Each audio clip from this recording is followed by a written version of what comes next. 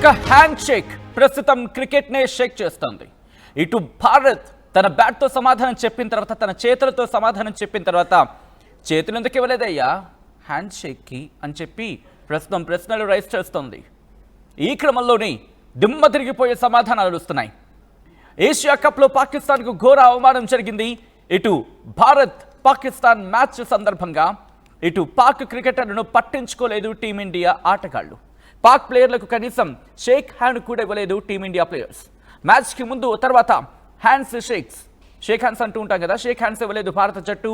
Shake hand కోసం చూసి team India ప్లేయర్లు రాకపోవడంతో డ్రెస్సింగ్ రూమ్కు వెళ్ళిపోయారు పాకిస్తాన్ ప్లేయర్లు. మరి ముఖ్యంగా పాక్ కెప్టెన్ సల్మాన్ అలీ ఆఘా. భారత్తో మ్యాచ్ ఓటమితో మండిపడుతున్నారు పాక్ అభిమానులు. మా వాళ్ళు వేస్ట్ కాలంటూ క్రికెటర్లు ఆగ్రహాన్ని వ్యక్తం చేస్తున్నారు. మీకు యుద్ధం చేత కాలేదు, క్రికెట్ చేత కాదు అంటూ అభిమానులు మండిపడుతున్న పరిస్థితి. ఈ నేపథ్యంలో ప్రస్తుతం షేక్ హ్యాండ్ కుదిపేస్తోంది.